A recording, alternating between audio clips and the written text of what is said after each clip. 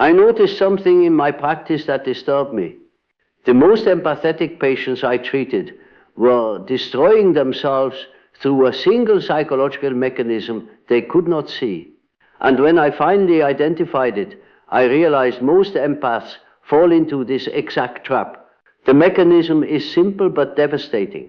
Empaths absorb other people's psychological waste without processing their own emotional reality.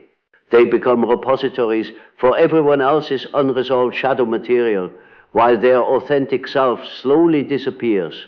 This is not a metaphor.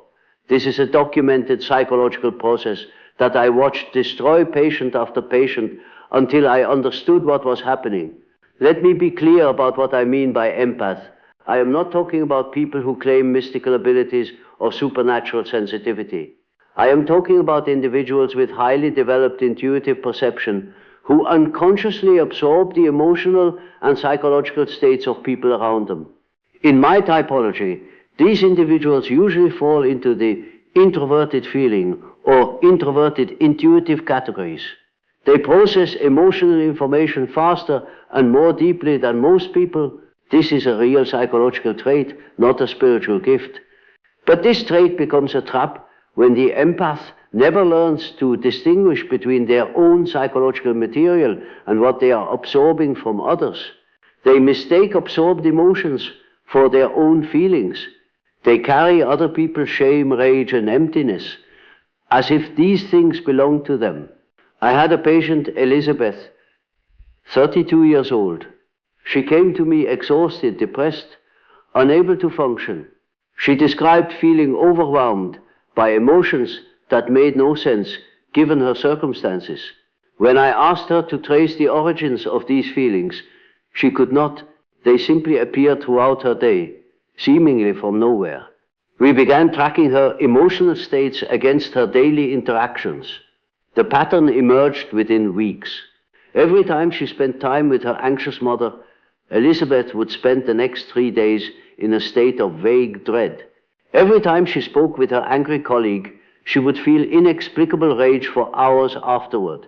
She was absorbing their unprocessed emotions and integrating them into her own psychological system.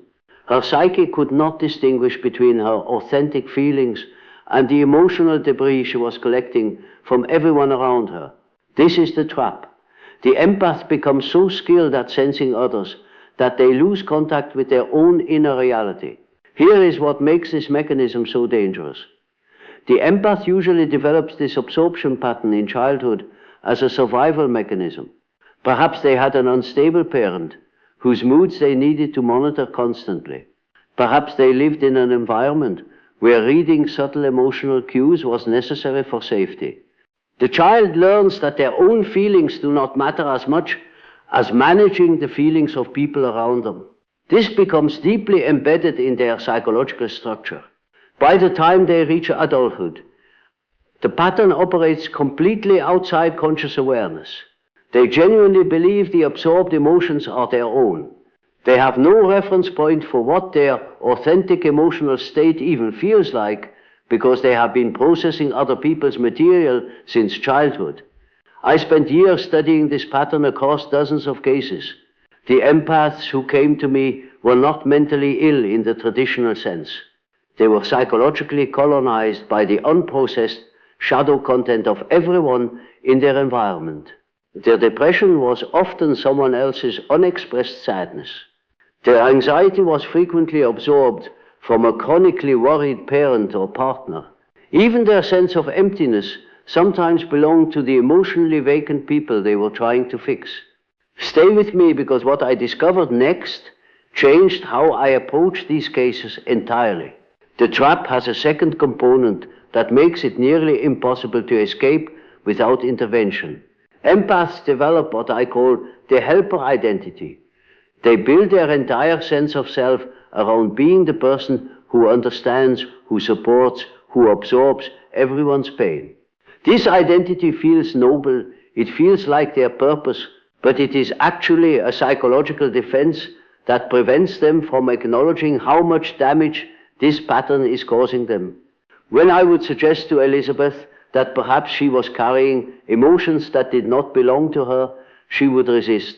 She would tell me that understanding others was her gift, that she was meant to help people this way, that suggesting otherwise felt like asking her to abandon who she was.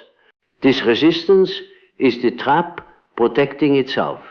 The empath cannot let go of the absorption pattern without dismantling their entire identity, and that feels like psychological death.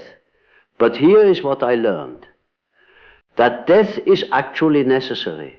The false identity built around being everyone's emotional container must die before the authentic self can emerge. I developed a specific process for helping empaths escape this trap. The first step is always the same. They must learn to distinguish between their emotions and absorbed emotions. I would have Elizabeth sit in complete silence for 30 minutes each morning before interacting with anyone. In that silence, I asked her to notice what she actually felt when no external input was coming in. What was her baseline emotional state when nobody else's energy was present? This practice was difficult for her. At first, she found the silence unbearable. Her mind would immediately fill with thoughts about other people, their problems, their needs. But gradually, beneath all that noise, she began to notice something else. A quiet presence that had nothing to do with anyone else. That presence was her authentic self. It had been buried under decades of absorbed material, but it was still there. The second step was teaching her to track emotional shifts in relation to specific interactions. When she felt sudden anxiety, I trained her to ask, whose anxiety is this?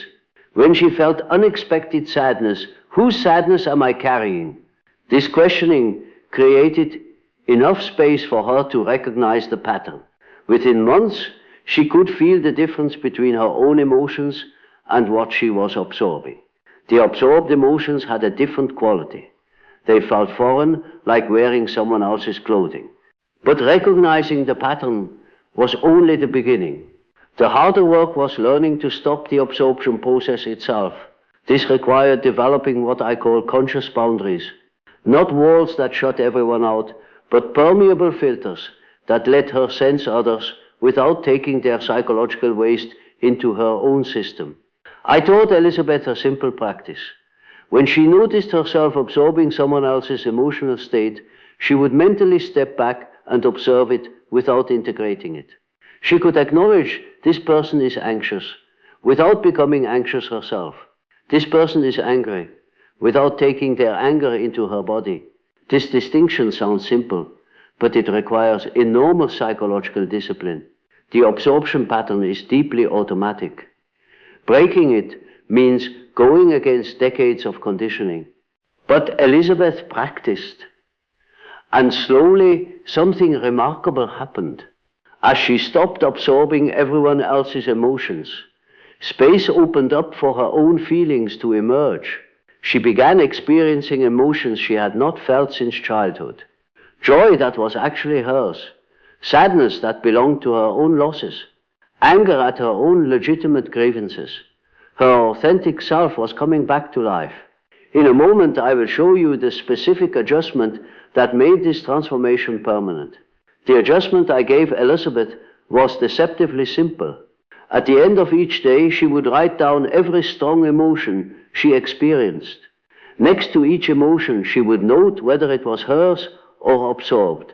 For absorbed emotions, she would write a single sentence, releasing them back to their source, not in a mystical way, but as a conscious psychological act of non-integration. This is not mine to carry. This belongs to you. For her own emotions, she would write why the feeling made sense given her actual circumstances. This sadness is mine because I am grieving the years I spent ignoring my own needs. This anger is mine because I have been mistreated and never acknowledged it. This practice did something crucial. It trained her psyche to sort emotional input into two categories, mine and not mine. Over time, this sorting became automatic.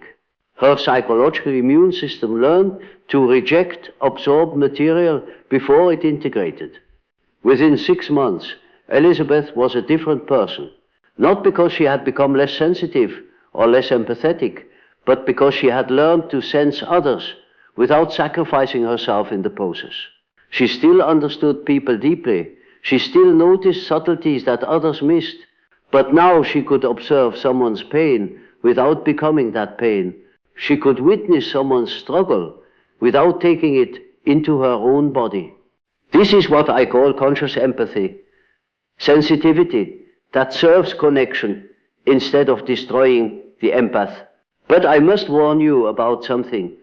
Not all empaths can make this transition. Some are too identified with the helper role to let it go. They would rather continue suffering than face the terror of not knowing who they are without it. I had patients who chose to remain in the trap because the alternative felt too frightening.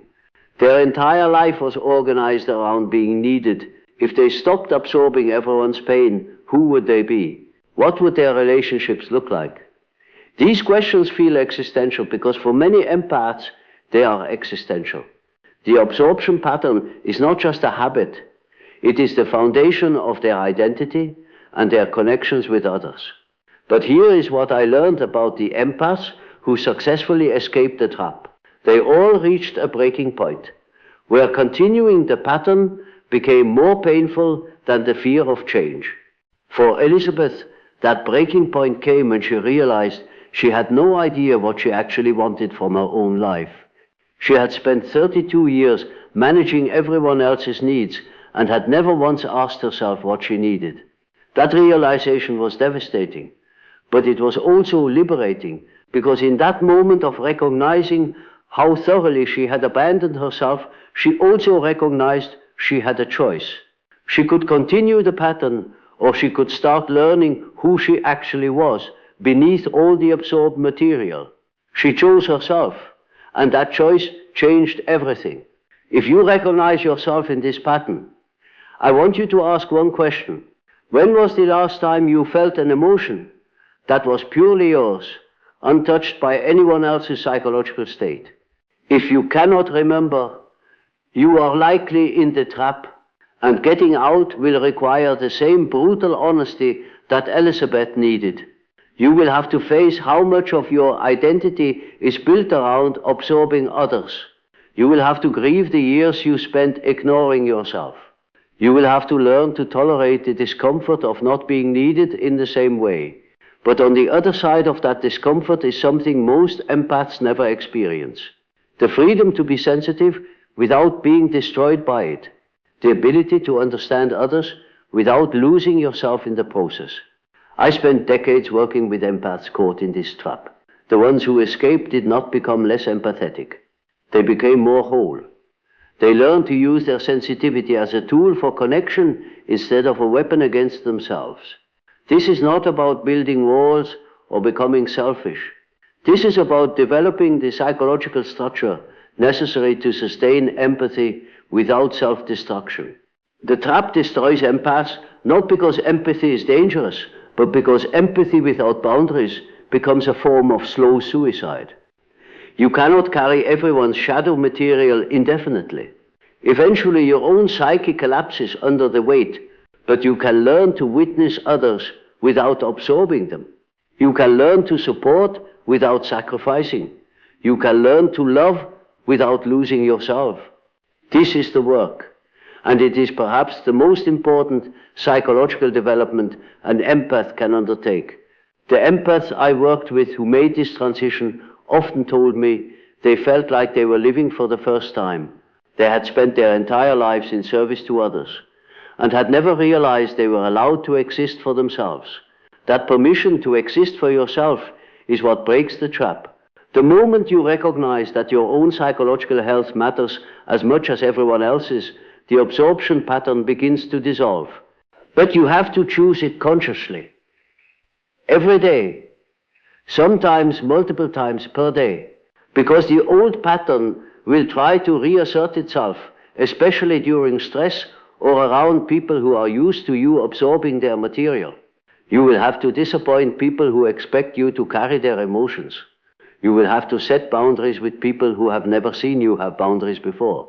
You will have to tolerate being called selfish by people who benefited from your self-abandonment. This is not easy, but it is necessary. The alternative is continuing to destroy yourself in service to people who will never appreciate the cost of what you are doing for them, because they cannot see it. They are unconscious of their own shadow material, so they have no idea they are dumping it onto you. You become their psychological waste disposal system. And they mistake this arrangement for love or friendship or family connection. But it is not connection. It is exploitation of your empathic capacity. True connection happens between two people who both take responsibility for their own psychological material. It does not require one person to sacrifice themselves to maintain the relationship. When you stop absorbing others, you discover which relationships can survive on genuine connection and which were always dependent on your self-sacrifice. This discovery can be painful, but it is also clarifying. The people who remain in your life after you set boundaries are the ones capable of real relationship. Everyone else was just using you as an emotional dumping ground. This is the truth that most empaths avoid facing, but once you face it, you can finally start building a life that does not require your own destruction. I want you to consider something. What would your life look like if you stopped absorbing everyone else's psychological waste? Who would you be if you only carried your own emotions? If that question makes you anxious, you are deep in the trap. If it makes you curious, you are ready to start climbing out. The choice is yours. But I will tell you what I told Elizabeth. You deserve to exist as fully as the people you are trying to help. Your psychological health matters as much as theirs. And learning to honor that is not selfish. It is the foundation of sustainable empathy.